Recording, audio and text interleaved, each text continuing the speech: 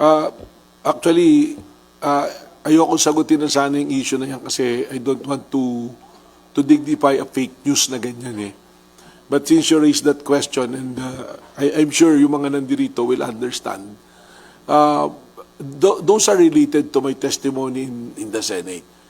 Prior to my testimony, nag-ramp up na yung mga fake news against me. Kung ano-ano na, ang dami nang nilabas sa akin. Even mga illegally acquired na recordings nilalabas nila to impeach my testimony, to impeach me as a witness. And you've seen my testimony for 2 days.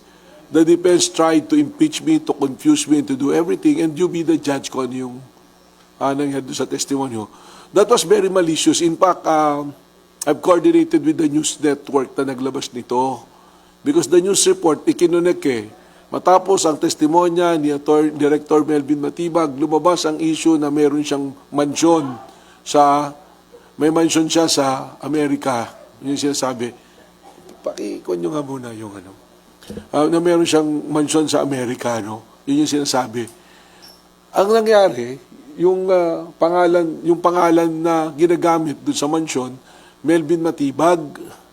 Pero kung sana nag-research man lang sana bago nilabas nung news company, nilabas kasi nila ginagamit na content ngayon eh.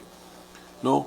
So nilabas nila, hindi without fact-checking, hindi mo na tinanong, ang dali namang i-check, which is ako chinek, andirito yung dokumento, isang folder yan, kung sino yung may-ari talaga.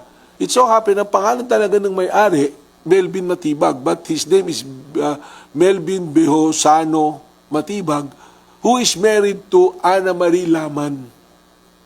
So nilabas ngayon ni Sasot, pinikap naman itong isang news network, ginamit na news, yung naging news ng news network, yun naman ngayon yung ginagamit ng mga nagko-content. And I think, in fairness naman dun sa media network na yun, kinorek na nila ilang beses, although kulang eh. Because they can say na nag-research eh.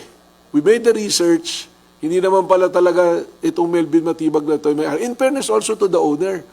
Kasi you can just imagine kung merong mga salbahe ron at akala sa amin talaga yung property na yun, puntahan yung bahay, di ba? Salbahihin yun, di ba? I-vandalize. Kawawa rin naman yung tao na yun. So, ganun yung nangyari dyan. And I categorically deny, wala kaming properties sa abroad. Yung properties namin are all declared on my SALN. And you can get the copy of my SALN. Nandiyan naman yan. Nandun lahat yan. So, sa akin dyan, the reason for that news is to impeach my credibility as a witness, which is totally unrelated sa aking testimonya. Because again, what I testified is something that is already on record sa NBI. Naman tayong sinabi doon na hindi naman record ng NBI eh. So what they're trying to establish, hearsay, dahil hindi pa ako NBI noon. That is totally wrong. Because exception to hearsay rule is kung ako ang custodial ngayon, being the NBI director, I can testify on documents turned over to me by my predecessors. So ganun lang po yung nangyari dyan.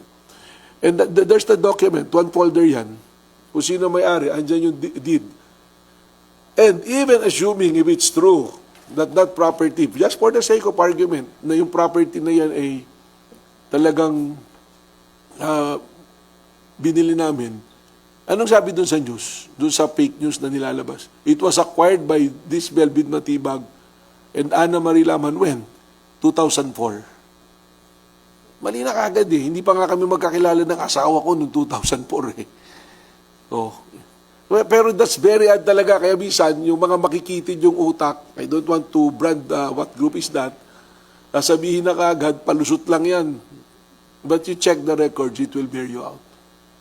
Very odd kasi 1 in a billion chance, isipin mo, Melvin Matibag pangalan niya. He's 57 years old, living in Stevenson Ranch, yung sinasabing lugar.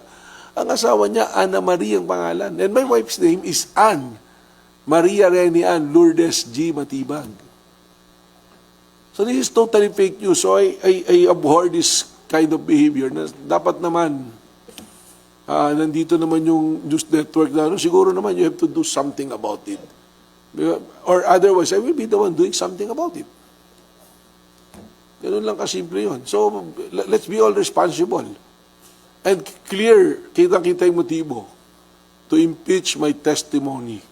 And you be the judge how I testified during the trial.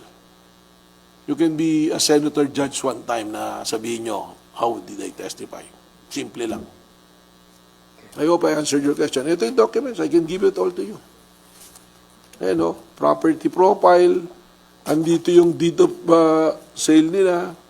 Andito yung pangalan nila. You do fact checking on Gemini and Google.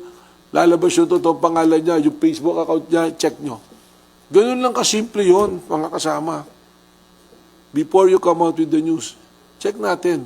Kasi nag-trending na eh. Ang lumabas na may property ko, ginagamit ko eh. Hindi ko sinabi. Yeah, I hope I answered your question. Thank you, sir.